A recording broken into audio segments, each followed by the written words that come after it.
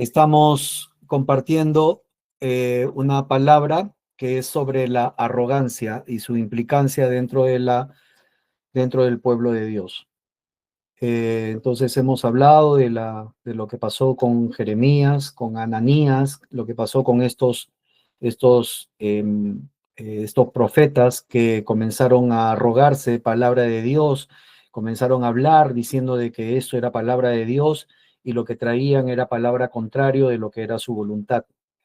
Eso trajo consecuencias no solamente para los profetas que estaban profetizando de esa manera, ¿no? Sin el permiso de Dios y hablando palabra contrario, sino también para el pueblo que escuchó esa palabra, que recibió esa palabra y que por lo tanto, no se enderezaron de esos malos caminos y continuaron en confianza de que no iba a pasar nada.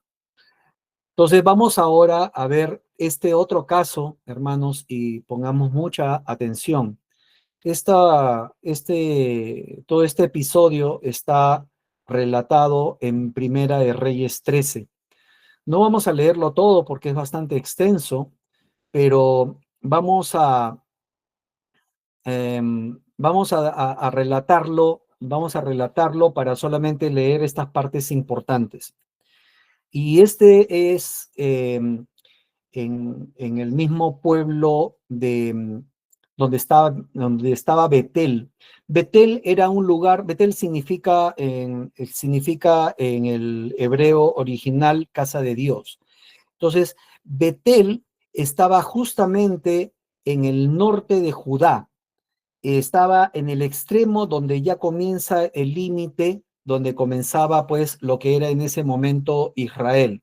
Sabemos que los dos pueblos eran judíos, pero sabemos que tenían pues diferencias. Entonces este rey Jeroboam había puesto en Betel un altar y en ese altar pues ahí se hacían sacrificios, etcétera, obviamente con rituales paganos. Eso enfureció al Señor y este varón de Dios fue elegido por el Señor de Judá para que vaya a Betel. Este era un varón de Dios, no era un profeta, en realidad no tenía antecedentes de esto, por eso que la palabra le dice un varón de Dios. Lo lleva hasta allá, hasta Betel, y Dios le da una misión. Y su misión era por medio de la palabra destruir espiritual y físicamente ese altar pagano que había sido levantado por Jeroboam en esa frontera prácticamente entre Judá y Jerusalén. Entonces,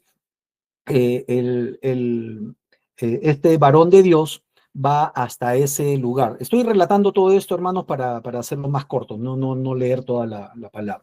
Entonces va hasta ese lugar, ¿no? Y habla en nombre de Dios y se pone frente al altar y comienza a hablar, a dar palabra contra ese altar. Y por último, bueno, da palabra para destrucción física. Una vez que da palabra para destrucción física, Jeroboam, que estaba ahí cerca, entonces extiende su mano señalando a este varón de Dios, ¿no? Para que lo aprendan, o sea, para que lo capturen, para que lo agarren, ¿no? Y dice, captúrenlo, ¿no? Préndanlo, captúrenlo. Pero ¿qué pasó? Su mano, que la había extendido contra este varón de Dios, inmediatamente dice la palabra que se secó y se dobló y entonces el rey se asustó porque vio su mano así, entonces recién le dijo a este varón, le dijo, wow, tú sí estás viniendo con el poder del Señor, ¿no? Ora para que me reponga mi mano. Entonces este varón de Dios oró al Señor para que el Señor tenga misericordia de Jeroboam y le reponga la mano que había quedado seca, que había quedado doblada. Y el Señor se la repuso. Entonces este rey, ya en retribución de eso, entonces vamos a esta palabra que está aquí en 1 de Reyes 13:7, y dice, y el rey, o sea, Jeroboam, dijo al varón de Dios, ven conmigo a casa y comerás y yo te daré un presente, ¿no? Eso le dijo porque estaba agradecido de lo que acababa de hacer, y Jeroboam se había convencido de que este varón de Dios venía de parte de Dios.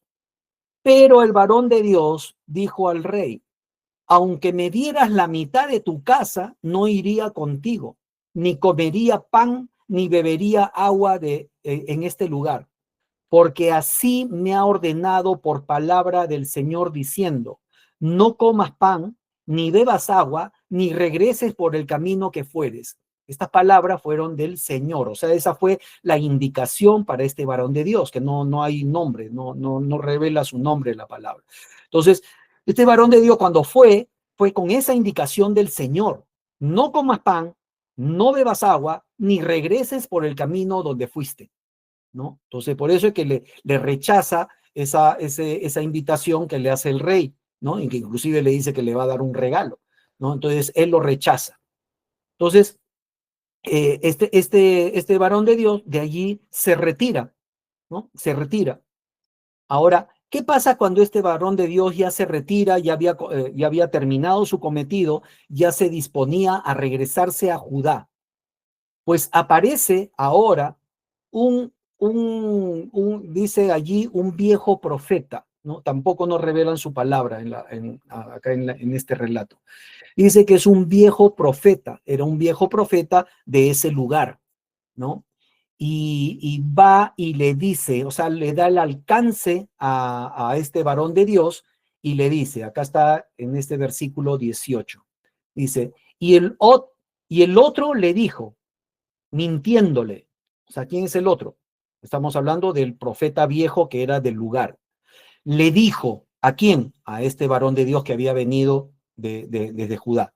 Le dijo, yo también soy profeta como tú, y un ángel me ha hablado por palabra del Señor, diciendo, tráele contigo a tu casa para que coma pan y beba agua. O sea, miren lo que le está diciendo. Está diciendo a este que ya se disponía a regresarse a Judá, le está diciendo, mira, yo también soy profeta como tú. Y se me ha aparecido un ángel, y ese ángel me ha dicho a mí, de parte del Señor, me ha dicho a mí, que yo soy profeta igual que tú, ¿no? Le he dicho, llévalo a tu casa para que coma pan y beba agua. Justamente lo que le había prohibido el Señor.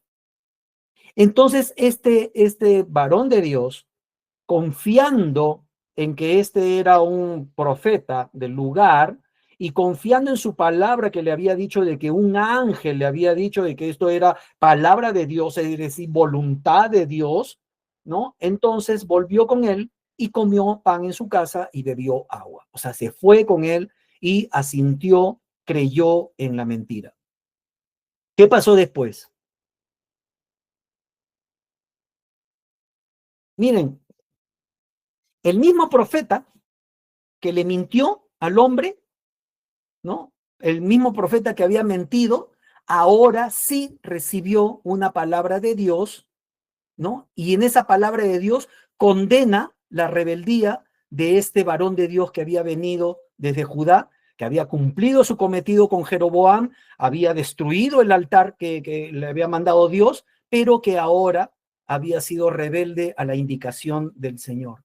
Mire lo que le dice, Primera de Reyes 13:20. Y aconteció que estando ellos en la mesa, o sea, todavía estaban comiendo y bebiendo allí los dos, vino palabra del Señor al profeta que le había hecho volver. O sea, vino palabra del Señor a este mismo, al mentiroso. Y clamó al varón, o sea, le dijo al varón de Dios que había venido de Judá, diciendo, así dijo el Señor. Esta vez sí dice, así dijo el Señor, por cuanto has sido rebelde al mandato del Señor y no guardaste el mandamiento que el Señor tu Dios te había prescrito, sino que volviste y comiste pan y bebiste agua en el lugar donde el Señor te había dicho que no comieses pan ni bebieses agua, no entrará tu cuerpo en el sepulcro de tus padres. O sea, esa fue la sentencia. No entrará tu cuerpo en el sepulcro de tus padres, es decir, tú no serás enterrado en el sepulcro de tus padres, que eso en ese tiempo pues era sagrado. Cuando había comido pan y bebido el que le había hecho volver, le ensilló el asno. O sea, cuando ya terminaron de comer, ¿no? El mentiroso, el profeta mentiroso y que ahora había recibido palabra para condenarlo a ese al que le había mentido, ¿no? Le ensilló un asno para que se pueda ir. Le ensilló y para que se vaya montado en el asno. Y este varón de Dios, yéndose, le topó un león en el camino y le mató. Y su cuerpo estaba echado en el camino y el asno junto a él, y el león también junto al cuerpo. El resto es historia, la historia no termina allí, hay otras cosas que pasan allí, pero nos centramos en este episodio, hermanos, para ver qué es lo que pasó acá. Este varón de Dios que viene desde Judá, viene y con todo el poder de Dios, con toda su palabra, con toda su voluntad, va y se para frente a ese altar que había hecho el rey, con el rey presente allí, y con todo de nuevo se levanta contra él y da palabra contra ese altar y es destruido delante de todos. Ese varón de Dios, ese mismo, perdón, ese mismo varón de Dios, disculpe que me estaban hablando, ese mismo varón de Dios, fíjense que ahora solamente por el hecho de haber recibido una mentira, por haberse creído una mentira, pues él desobedece lo que el Señor le había dicho en principio. ¿Y cuál es la sentencia? Pues muerte. El Señor dejó que se lo coma un león, bueno, que lo mate un león. Hermanos, ¿qué pasó acá entonces? Este mentiroso, este profeta mentiroso, porque le dijo una mentira, le dijo que había venido un ángel y que ese ángel le había dicho que venía de parte del Señor y el Señor le había dicho que vaya y comiese pan y que bebiese agua, justamente en contra de lo que la indicación que le habían dado a él. Este mentiroso ahora sí recibe palabra para darle a él, al varón de Dios, ¿no? Para darle palabra de condenación. Entonces, ¿cómo es esto, hermanos? ¿Quién es el verdadero profeta acá? ¿A quién se le debe creer? Si este varón de Dios, habiendo hecho lo que le mandaron, habiendo sido fiel a lo que le dijeron, comete un pequeño error y fue muerto, ¿cuál es el mensaje del Señor con esto? Y a este otro que habiendo dicho una mentira y consecuencia de esta mentira, este varón de Dios, pues pecó contra el Señor siendo rebelde, ahora recibe palabra del Señor y recibe una palabra veraz. Entonces, ¿quién es el verdadero profeta acá?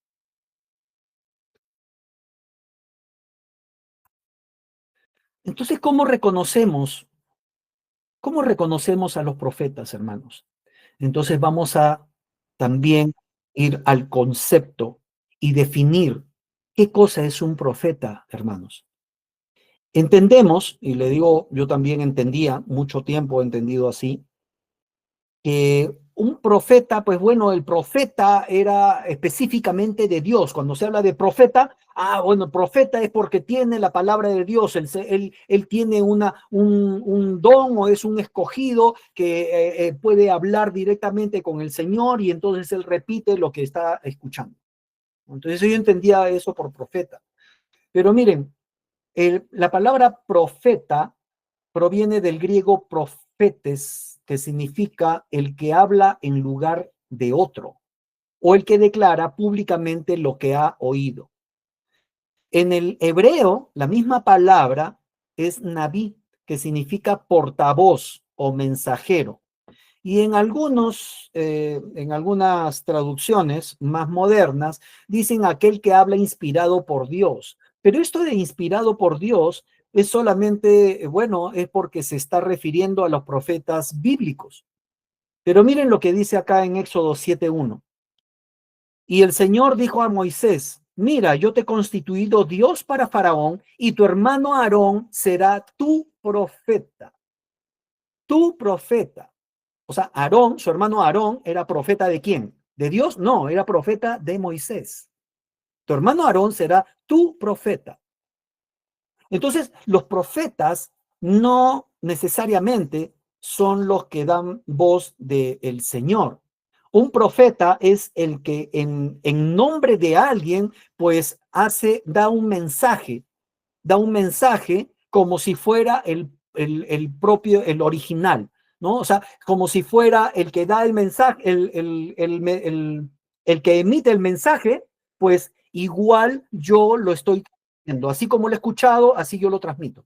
Entonces yo me vuelvo un profeta de la persona, porque estoy hablando en su nombre, ¿no? Así ha dicho el Señor, así dijo el Señor, me ha dicho el Señor que tú, correcto, entonces yo soy profeta del Señor. Pero yo también puedo ser profeta de otra persona, así como Aarón se constituyó en profeta de Moisés. Por eso dice, yo te he constituido Dios para Faraón. ¿Por qué? Porque tú vas a transmitir mi voluntad. Yo te he constituido Dios para él. Por eso lo ponen con D minúscula. Tú no puedes ser Dios porque yo soy el Dios y tú pues eres el portador de mi voluntad. Y tu hermano va a ser tu profeta.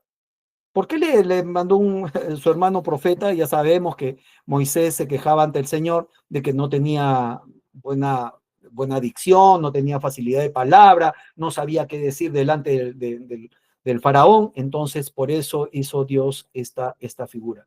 Pero vamos al hecho de que profeta, entonces hermanos, es el que habla en el lugar de otro. Miren lo que dice 1 Corintios 14:3. Dice, pero el que profetiza habla a los hombres para edificación, exhortación y consolidación. Entonces hay tres características que hay dentro de una profecía.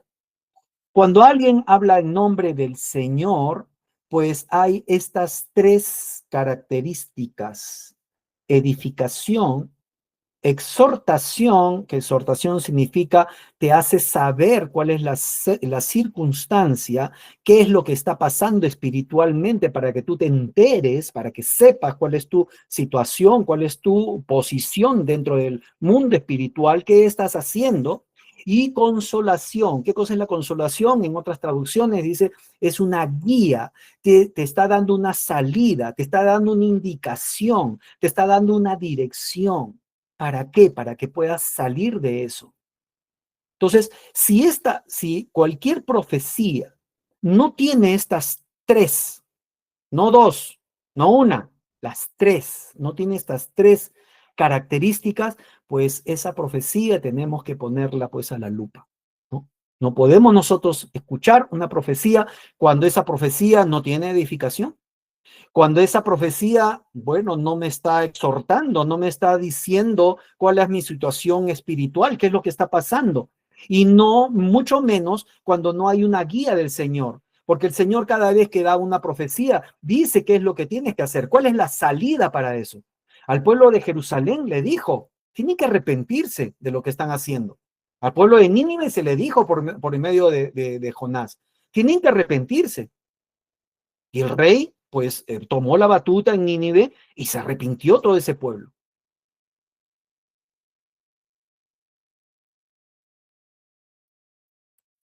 Entonces, hermanos, ¿a dónde estamos llegando? A que debemos tener sumo cuidado cuando tomamos el nombre de Dios. Cuando nosotros tomamos el nombre de Dios o cuando alguien está tomando el nombre de Dios y nosotros estamos escuchándole. Mucho cuidado con tomar el nombre de Dios. ¿Por qué? Porque el Señor no se equivoca.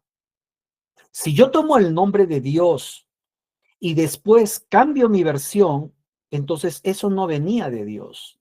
Entonces, en mi arrogancia, yo he estado tomando el nombre de Dios en vano. El Señor envía profetas pero esos profetas son tales, y lo hemos leído hace un rato, son tales porque las cosas que dicen se cumplen. El Señor no envía profetas para dar solamente una presunción. El Señor no envía profetas para dar una adivinación. El Señor envía profetas para que se te pueda exhortar en la situación que tú estás y dado la voluntad del Señor, que es que seamos salvos, te den una salida a lo que estás haciendo. Esa es la profecía. Todo aquel que toma la palabra de Dios, Dios me dijo, Dios me lleva, Dios, pues ese tiene que llevar ¿a qué? A la voluntad del Señor, que es que Él seas salvo.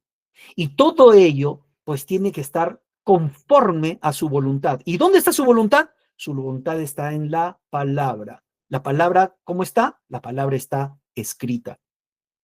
Cualquier cosa, hermanos, que nosotros hablamos, me ha dicho el Señor, me ha revelado el Señor, pero no está escrito claramente en la palabra, pues tenemos, como repito, ponerlo en una lupa. Deuteronomio 18:22 dice, y si dijeres en tu corazón, ¿cómo conoceremos la palabra que el Señor no ha hablado? Si lo que el profeta hablare en nombre del Señor no se cumpliere, ni aconteciere, esa palabra que el Señor no ha hablado, con presunción la habló el tal profeta. Es decir, el profeta lo que estaba haciendo era presumir. Y cuando tú estás presumiendo, es decir, estás suponiendo. Ahora, si estás tomando la palabra del Señor, lo estás haciendo con arrogancia. Y la arrogancia es algo que el Señor aborrece. Eclesiastés 5:2. No te apresures con tu boca, ni tu corazón se apresure a proferir palabra delante de Dios, porque Dios está en el cielo y tú sobre la tierra, por tanto sean pocas tus palabras. Hermanos, estamos en tiempos donde muchos predicadores, muchos líderes eclesiásticos toman muy ligero y dicen, el Señor me ha dicho, el Señor me ha hecho ver, el Señor me ha revelado. Ayer estaba hablando con el Señor y me dijo tal cosa.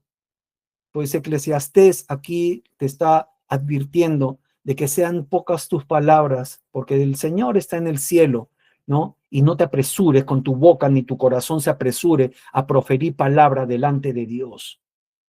Ten mucho cuidado cuando tomes el nombre de Dios. Hay consecuencias, no solamente para ti, sino para quien te escucha. Jeremías 28:9, el profeta que profetiza, y esto lo hemos visto antes, el profeta que profetiza de paz, cuando se cumpla la palabra del profeta, será conocido como el profeta que el Señor en verdad envió. Es decir, el profeta que después de que el Señor ha hablado de que va a haber violencia, de que va a haber cosas que van a pasar, que van a afligir al pueblo de Dios, y viene alguien a decirte, no, eso no va a pasar. No, va a haber paz. Pues cuando se cumpla recién esa palabra, pues entonces recién decir de que esa persona hablaba en nombre del Señor. Con esto te está diciendo Jeremías, muy difícilmente el Señor te va a decir algo contrario a lo que ya dijo antes.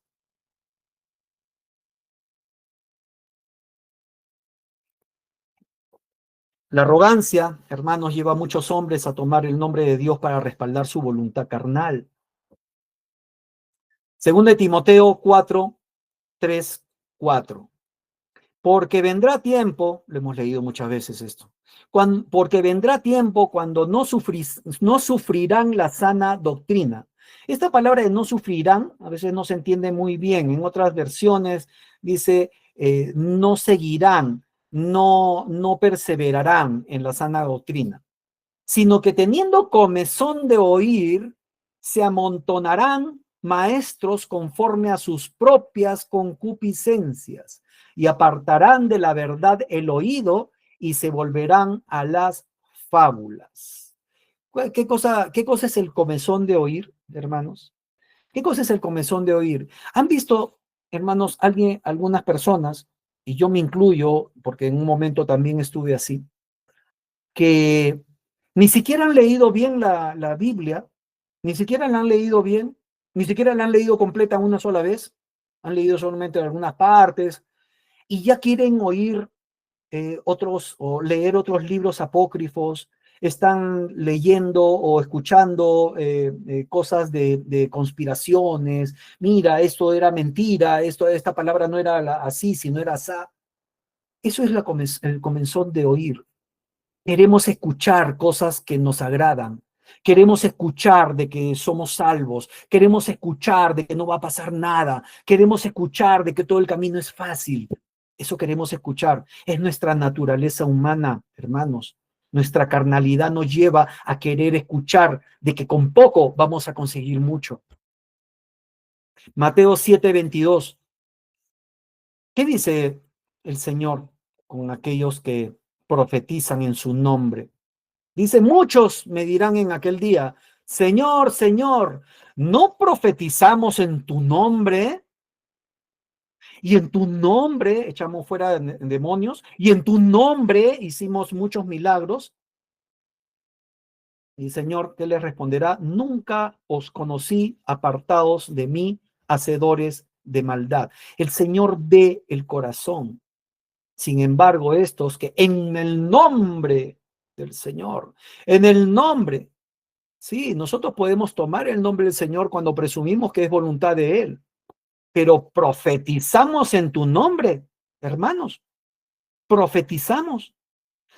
Profetizar en el nombre del Señor es porque estamos nosotros seguros de que el Señor nos ha hablado y nos ha dado la indicación de que eso pues sea transmitido.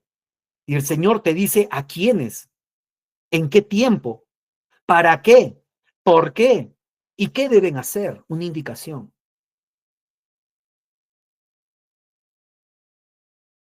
Hermanos, entonces, para concluir esto, cuidémonos de la arrogancia, hermanos. La arrogancia, ya hemos visto que no solamente es un pecadillo más. La arrogancia es aborrecible por el Señor y es aborrecible porque vemos cuáles son las consecuencias, vemos qué cosa, qué es lo que le da interés y le da valor el Señor, que no es lo mismo el valor que nosotros le damos. Por eso tengamos mucho cuidado cuando alguien viene y nos dice, el Señor me dijo, el Señor dice de ti, el Señor me ha revelado, el Señor quiere que hagamos tal cosa o que dejemos de hacer tal otra. Hermanos, la palabra está escrita.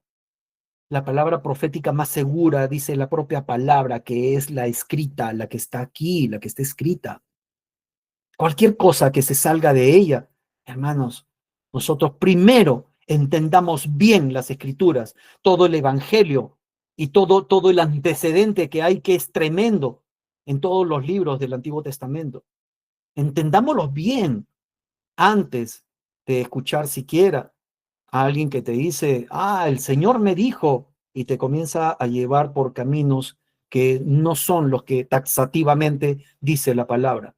El Señor nos dijo, os he dicho todo, le dijo a sus discípulos, os lo he dicho todo. Y hay más de una palabra en el Señor Jesucristo se dirige. Él mismo, su propio espíritu, es el que ha hecho perseverar, ha hecho resistir a todos los ataques esta palabra para que llegue a nosotros, para que llegue a toda criatura, la palabra escrita. Hermanos, Proverbios 8:13, el temor del Señor es aborrecer el mal, la soberbia, la arrogancia, el mal camino y la boca perversa aborrezco. ¿Y cuál es la boca perversa que está hablando en este contexto? Pues la boca del soberbio y la boca del arrogante.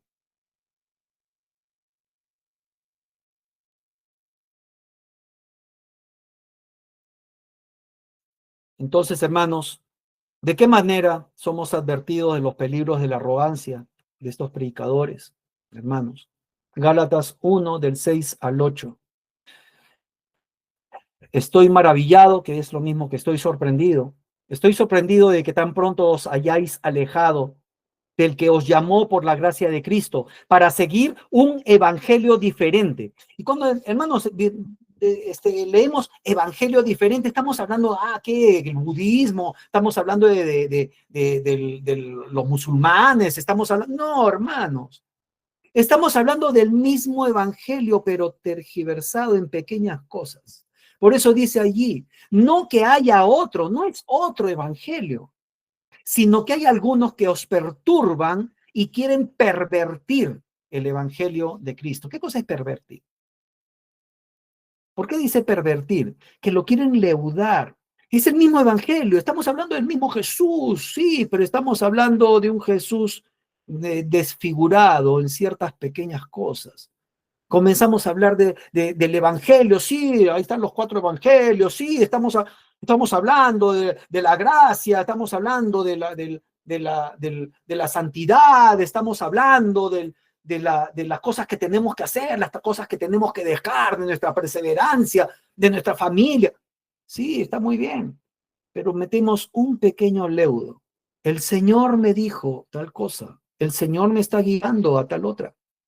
Hermanos, tengamos cuidado con eso cuando nos comienzan a desviar, aunque sea en un pequeño tramo donde la palabra, esta Biblia no lo está diciendo directamente. Y concluimos, hermanos, Proverbios 6, 16 al 17, en esta famosa palabra que dice, 6 cosas aborrece el Señor y aún 7 abomina su alma. ¿Y con qué comienza? Los ojos altivos, la lengua mentirosa. ¿Qué es el ojo altivo? Lo hemos visto antes. Es ese que cree que es el que se cree superior a los demás porque él cree que en su autosuficiencia, pues él tiene algo que los demás no tienen, que nadie más puede tener, que él de alguna manera es algún escogido y que como escogido, pues ve a todos los demás como inferiores. Y bueno, pues él tiene que creerle lo que dice. Por eso dice la lengua mentirosa. Hermanos, la palabra es rica cuando la queremos leer como viene, no en nuestra mente tratar de acomodarla a como nos parece a nosotros o nos es más cómodo o nos es más digerible. La palabra está como viene, los ojos altivos, o sea, el altivo, ese que dentro tiene soberbia, ese que se arroga cosas diciendo el Señor me dijo, a ese, y la lengua mentirosa que es consecuencia de esto, pues eso es lo que más aborrece el Señor. Hermanos,